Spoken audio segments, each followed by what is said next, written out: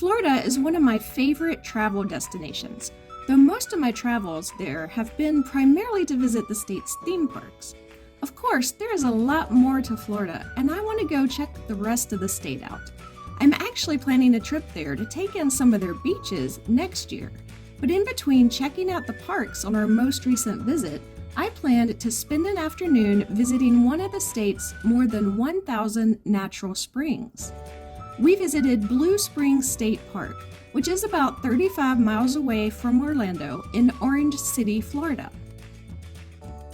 We went primarily to try to see manatees, as this spring is a gathering place for manatees in the winter, though we did arrive at the end of manatee season in March, so we weren't sure that we would see any.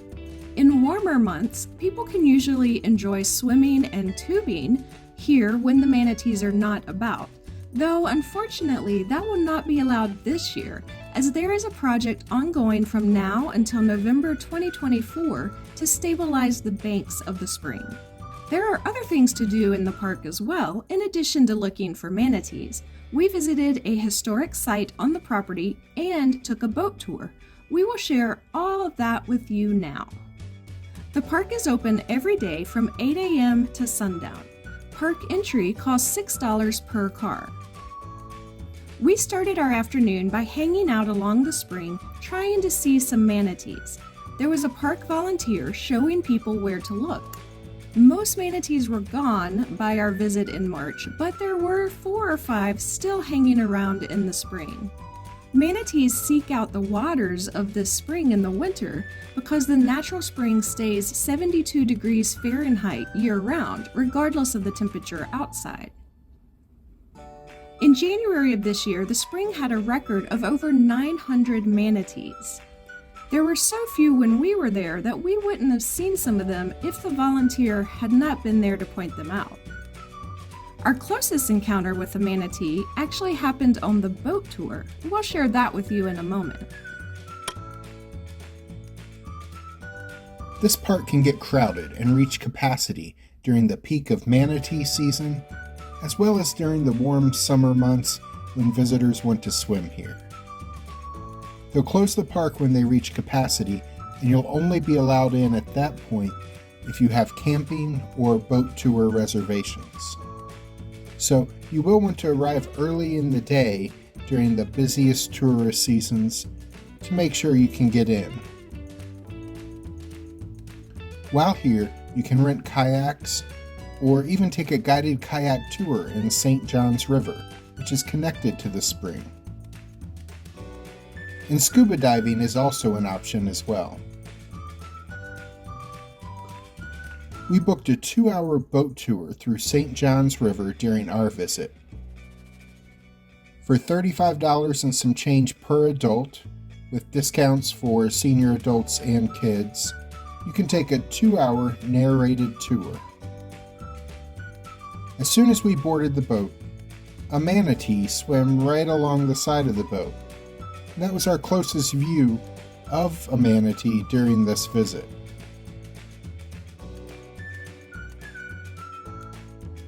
But there is plenty of other wildlife to be seen on our river tour.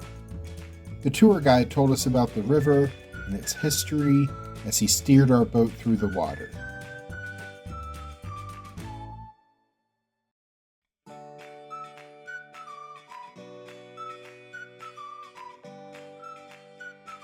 This is Florida, so we found a number of gators as we floated down the river, like this one. As we passed this area of the riverbank, the guide pointed out this spot where he said there were over a dozen baby gators lying about. We didn't see a dozen, but we did spot several of them. It was a bit like Where's Waldo trying to see baby gators in the bushes from a boat a dozen feet away. But they're in there. We passed a couple more huge gators that were much easier to see, sunning themselves along the river banks.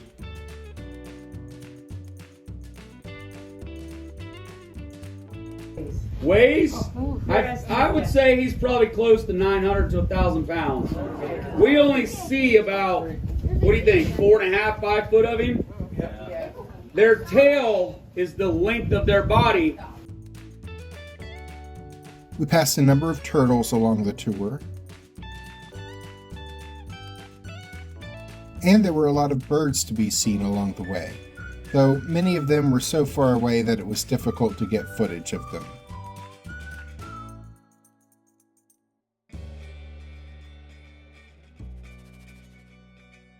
Not a baby. That's not a great blue heron.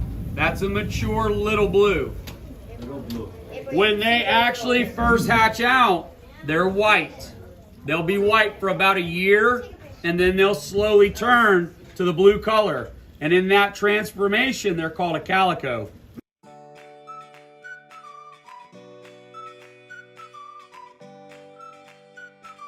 The manatees who flee to the spring and the winter live the rest of the year in this river.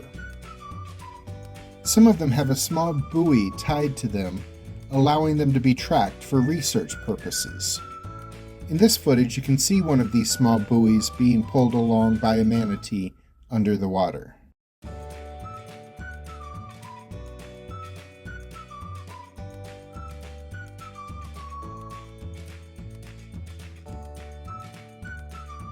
Back on land, we walked along the boardwalk next to the spring.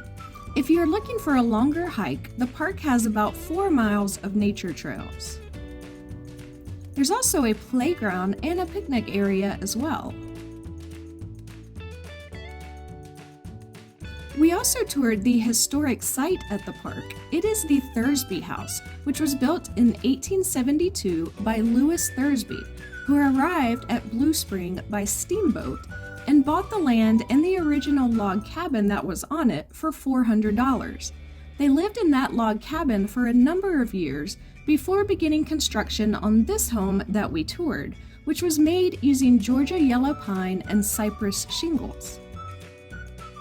A steamboat dock was also built on the river, which saw several boats a day stop off at the spring. A third floor was added to the 2-story house in the early 1900s. The extra space was used to house visitors who came to the spring on a steamboat.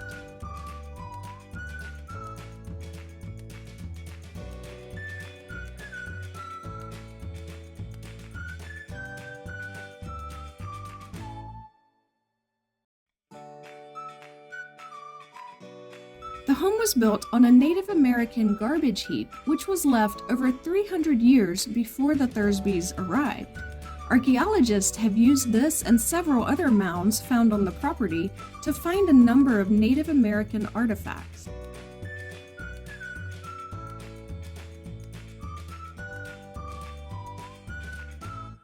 There's also a gift shop and a snack shop. We looked around in the snack shop and then walked over to the gift shop only to realize that it was in the process of closing as we were about to enter, so we missed out on that.